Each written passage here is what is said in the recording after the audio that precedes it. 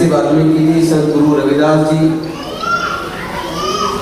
कबीरदास जी, गुरु नानक देव जी, ज्योतिबा फूले जी, सावित्रीबाई फूले जी, फातिमा शेख जी, पेरियार, नारायण गुरु साहू जी महाराज, doctor Baba Saheb Ambedkar, माननीय कांसीराम साहब सहित तमाम समाज के महापुरुषों के चरणों में कोटि कोटि नमन करते हुए मैं सबसे पहले तो आप सबको आज सतगुरु रविदास जी की जयंती पर शुभकामनाएं देता हूं और आज के इस प्रोग्राम के आयोजन के लिए आप सबको बधाई देता हूं, धन्यवाद देता हूं। इतना अच्छा प्रेजेंटेशन सुधांशु जी ने रखा और बामसेफ के शुरुआती जो इस पूरे सामाजिक न्याय की लड़ाई की रूपरेखा बनाने वालों में से एक कांसीराम साहब के पुराने साथी तेजिंदर सिंह जल्ली साहब ने केवल एक एग्जाम्पल लेके समझाने का प्रयास किया। यही एग्जाम्पल अनेकों जगह लागू होता है, चाहे वो रुई का खेत में रुई उगाना, फिर धागा बनाना, फिर कपड़े बनाना, फिर उसी दुकान पर पहुंच जाना, ये सब जगह ये एग्जाम्पल सेट होता है। मैं ये कहना चाहता हूं कि हम लोग पिछले काफी लंबे समय से एक दूसरे को समझा रहे हैं। हम ये प्रोग्राम आयोजित करते हैं, मैं आपको समझाता हूं, आप मुझे समझाते हैं। लक्ष्मण जी समझा रहे हैं, वो लगे हुए, रतनलाल जी समझा रहे हैं, वो लगे हुए। बोला हम सब लोग अपने अपने तरीके से प्रयासरत हैं, लेकिन अब इस पे भी चिंतन करना चाहिए। ये प्रयास क्या केवल कॉन्स्टिट्यूशन क्लब या मेरे घर पे भी मीटिंग होती है बंगले पर, वहां या जंतर मंतर तक सीमित होगा या गांव देहात में जाएगा? सामाजिक न्याय के बारे में अब हम लोग बेहतर समझने लगे हैं, लेकिन इस बात को हम 85% बोलते हैं, लेकिन क्या वास्तव में 85% है? अभी सुधांशु जी ने बता रहे थे कि किसी चैनल वाले ने पूछा कि ये जातिगत जनगणना होनी चाहिए कि नहीं होनी चाहिए। अखिलेश जी ने वहां इसको अपने उसमें शामिल किया है, तो एक गणरीय समाज का ओबीसी का लड़का कहता है इसकी क्या जरूरत है? तो मैं कह रहा हूं उस लड़के की गलती नहीं है, वो जो कह रहा है कि इसकी क्या जरूरत है उसको पता ही नहीं है। उसको बताएगा कौन? क्या हम यहाँ इस मंच के माध्यम से ये तय कर सकते हैं कि अब भविष्य में कोशिश करें, योजनाबद्ध तरीके से प्रोग्राम बनाएं, ऐसे 200-300-400 लोगों की लिस्ट बनाएं जो सप्ताह भर कम से कम घर को छोड़कर यहाँ से बाहर देहात में चले। हम भी देंगे समय, हम भी चलेंगे, जब तक गांव-गांव में जाकर हम अपने उस बहुजन समाज के लोगों को सामाजिक न्याय के अर्थ को समझाएंगे नहीं, तब तक ये कहीं ऐसा ना हो कि भाषण तक सीमित हो जाए।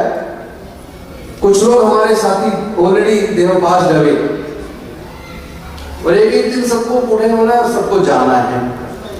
पता चला कि कुछ चले गए, कुछ जाने वाले हैं, लेकिन हम जहां खड़े थे उससे केवल कुछ ही कदम आगे बढ़ पाए। तो एक तो इस मंच के माध्यम से मैं निवेदन करना चाहता हूँ, हमें कोई ना कोई ऐसा रूपरेखा तैयार करनी चाहिए, ऐसे लोगों की लिस्ट बनानी चाहिए जो घर से 10-15 दिन, सप्ताह, कम से कम मतलब 1 महीने में 3-4 दिन का प्रोग्राम बना के जरूर कहीं ना कहीं किसी न किसी स्टेट में, जब हम मिलकर करेंगे तो प्रोग्राम भी हम लोग लगवा लेंगे। कहीं किसी जिले में लग रहा है, कहीं झारखंड में लग रहा है, कहीं बिहार में लग रहा है, कहीं उत्तर प्रदेश में लग रहा है, कहीं छत्तीसगढ़ में लग रहा है, कहीं महाराष्ट्र में लग रहा है। जब हमारी टीमें जाएंगी, क्योंकि समझा हो सकता है जब खुद समझ ले, तो हम लोगों ने कम से कम इन सारी सभाओं के माध्यम से सब्जेक्ट को बेहतर तरीके से समझ लिया है। लेकिन अब इसे दूसरों को गांव-गांव तक जाकर बहुजन समाज के लोगों को, उनके जवान बच्चों को जो कॉलेज में पढ़ते हैं, क्योंकि मूवमेंट तो अल्टीमेटली यूथ चलाएगा, उसको समझाना जरूरी है। इतने अच्छे तरीके से सुधांशु जी ने प्रस्तुतिकरण दिया। 40 लाख करोड़ तो सरकारी ठेकों में है। उस 40 लाख करोड़ में मुझे लगता है हमारे हिस्से को 51 करोड़ मुश्किल से 50,000 करोड़ मुश्किल से हमारे इन बहुजन समाज के ठेकेदारों के पास आ रहा होगा। 39,50,000 करोड़ तो उन्हीं के पास जा रहा है। तो ये कैसे रुके, इसमें हमारी हिस्सेदारी भागीदारी कैसे बने? दूसरी बात एक और बेईमानी है कि जो सरकारी नौकरियों में हम, आपने यहाँ हर जगह हम लोग बोलते हैं कि 49.5% SC ST OBC का है। ये एकदम, इससे बड़ा कोई झूठ हो नहीं सकता, ये झूठ है। मैं एक मिनिस्टर होकर ऑन रिपोर्ट बोल रहा हूं कि ये एकदम झूठ है कि 49.5% SC ST OBC को मिल रहा है। क्योंकि रोस्टर जो बहुत बड़ा धोखा है, उसके बारे में बारीकी से मुझे नहीं लगता आप लोग कभी सोचते होंगे। आप भारत सरकार के और किसी भी राज्य की सरकार के अंदर जितनी भी वैकेंसीज निकलती हैं, चाहे वो सरकारी विभागों में निकले, चाहे यूनिवर्सिटीज के अंदर निकले, उसके अंदर जो इंटरव्यूज होते हैं, उसके अंदर जो रिजल्ट आते हैं, कभी उसका विश्लेषण जरूर करिए। पता लगता है OBC not found suitable, ST not found suitable, SC not found suitable, या एक आधा सुटेबल, बाकी कोई नहीं मिला। जनरल की 15 सुटेबल मिल गए। एससी वाली ओबीसी वाली पे भी जनरल को लगा दिया। कितने लोग हैं जो उस पर नजर रखते हैं? कितने लोग हैं जो इस बात पर नजर रखते हैं कि डिपार्टमेंट को रोस्टर मेंटेन करना होता है, जो प्रमोशन का रोस्टर हो या फ्रेश वैकेंसी का रोस्टर हो, वो रोस्टर मेंटेन करना होता है। कितने लोग हैं जो उस पर नजर रखते हैं कि रोस्टर मेंटेन किया जा रहा या नहीं किया जा रहा है? पहली वैकेंसी आज जो रोस्टर है उसमें पहली वैकेंसी जनरल को जाती है, दूसरी जनरल को जाती है, तीसरी जनरल को जाती है, चौथी ओबीसी को जाती है, पांचवी जनरल को जाती है, छठी जनरल को जाती है, सातवीं एससी को जाती है। तो अगर वैकेंसी 6 निकली तो 5 जनरल और 1 ओबीसी, ना एक एससी ना एक एसटी। क्या किसी ने इस रोस्टर की इस पॉइंट पे कभी चर्चा की है आज तक? और ज्यादातर विभागों में तो वैकेंसी कहीं पे 3 निकल रही है, कहीं पे 2 निकल रही है, कहीं पे 4 निकल रही है, कहीं पे 5 निकल रही है। और उन वैकेंसीज को अगर जोड़ लें, टोटल वैकेंसी अगर 100 निकली, 100 में से 90 वैकेंसी उधर चलेगी। आप लोगों को एससी एसटी ओबीसी को तीनों को मिलाकर 10 मिली। तो नेत्राम ठगेला जी कह रहे हैं कि नहीं हमने की है। आपने तो की है। जितने लोग बैठे ईमानदारी से दिल पे हाथ रख के सोचें कि क्या वास्तव में रोस्टर की समझ हमें है, क्या वास्तव में रोस्टर पे नजर रखी जा रही है? ये रोस्टर अपने आप में बहुत बड़ा घोटाला है। देश के अंदर जितने इकोनॉमिक ऑफेंसेस होते हैं, आर्थिक अपराध, कम से कम हम लोग एक बार ये तो करें, उसका सर्वे कर लें। मैं दावे के साथ कह सकता हूं 95% एक पर्टिकुलर कम्युनिटी के लोग आर्थिक अपराध करते हैं। जितने लोग देश का पैसा मारकर, बैंकों का पैसा मारकर देश से बाहर भागे हैं, मेजोरिटी में पिछले 5 साल का देखें तो एक ही स्टेट के लोग मिलेंगे और ज्यादातर एक ही कम्युनिटी के मिलेंगे। तो लाखों करोड़ देश का लेके भागने वाले मेरिट वाले लोग हैं, वो मेरिट वाले ही मिलेंगे, उनमें यही मेरिट है। छल कपट ही उनकी मेरिट है, ये मैं और नहीं बोलता। धोखाधड़ी उनकी मेरिट है। मैं पहले से बोलता हूं, हम लोग तो पैदाइशी इंजीनियर हैं, हमें किसी स्किल यूनिवर्सिटी में ट्रेनिंग की जरूरत नहीं पड़ती। कैसे जानवर, मरे हुए जानवर की खाल उतारनी है, ये हमें किसी से सीखना नहीं होता। और कैसे उसको गलाना है, रंगना है, फिर उसको कैसे मुलायम बनाना है और कैसे उसके जूते बनाने अलग अलग तरह के, ये हमें किसी से सीखना नहीं होता। खेत में फसल कैसे उगानी है हमें किसी से पूछना नहीं होता, और उस फसल को फिर कैसे उससे धागा बनाना है, कैसे उससे कपड़ा बनाना है, कैसे लकड़ी के अलग अलग चीजें हमें निर्मित कर रही हैं, ये किसी से सीखना नहीं होता। लेकिन दुख की बात है, भारत के अंदर जो लोग पैदाइशी इंजीनियर हैं उनकी कहीं काउंटिंग नहीं है, उनके काम को रिस्पेक्ट नहीं है, उनको इज्जत नहीं है, उनको इंसानियत का दर्जा नहीं है, उनके लिए मानव अधिकार नहीं है, उनके लिए देश में न्याय नहीं है, न्यायालय भी उनको न्याय नहीं देते। ये दुखद है। तो मैं तो एक ही बात कहूंगा, क्योंकि जल्दी साहब ने भी बात रख दी और सुधांशु जी ने एक प्रेजेंटेशन के माध्यम से चीजों को अच्छे तरीके से क्लैरिफाई किया है। उस पर मैं भी उतना लंबा भाषण की उससे कोई फायदा होना नहीं है।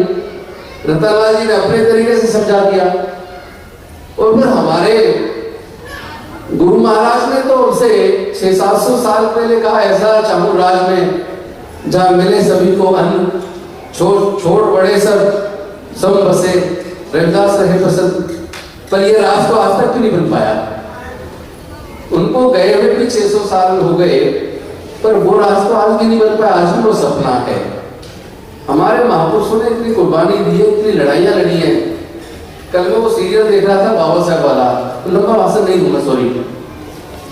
उनसे वो प्रकाश का व्यक्ति सवाल पूछता है कि 5 सवाल तुम जवाब दे दो तो मैं तुम्हारी लड़ाई में तुम्हारे साथ खड़ा हो जाऊंगा। 4 सवाल सही जवाब दे दिए। 5वां सवाल जब वो पूछता है कि देश के ऐसे 5 लोगों के नाम बताओ इतिहास में जिन्होंने सबसे ज्यादा संघर्ष किया हो, तो उसमें जो बच्चा बाबा साहब का रोल कर रहा है वो कहता है कि भाई इतिहास लिखने वाले तुम, हमारे लोगों को तो पढ़ने ही नहीं दिया। हाँ, लेकिन मैं ये कह सकता हूं सबसे ज्यादा संघर्ष जिनको आप अछूत कहते हो, उस समाज के लोगों ने सबसे ज्यादा संघर्ष किया है, पर आपके इतिहास में उनका नाम नहीं मिलेगा।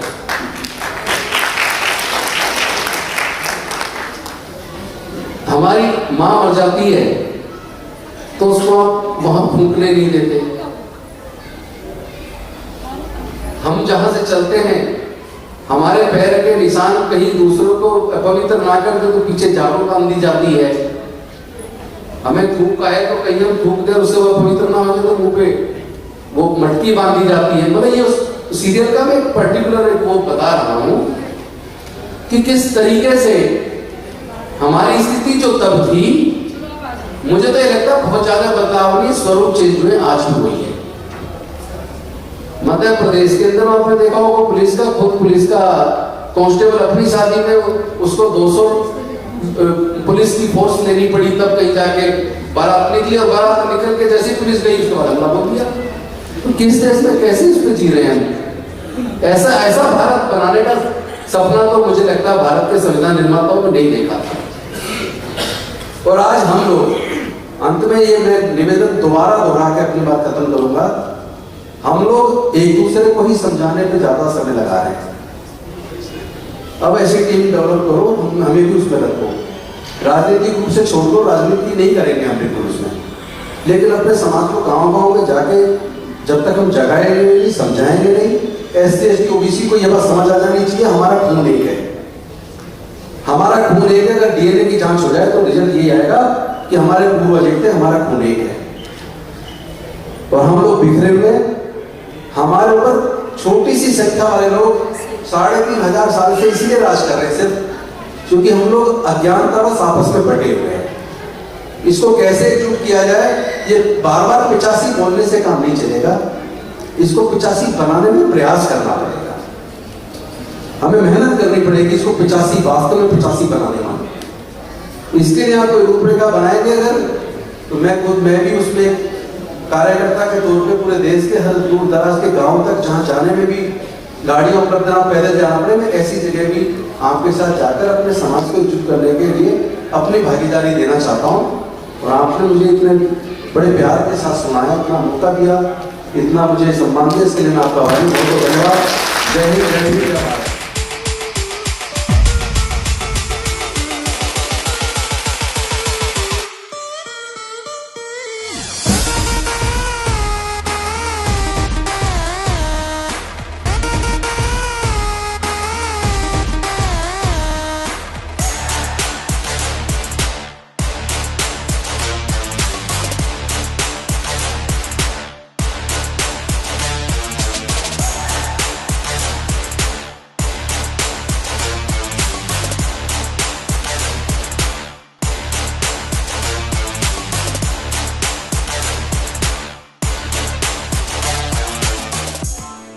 press the bell icon on the YouTube app and never miss another update.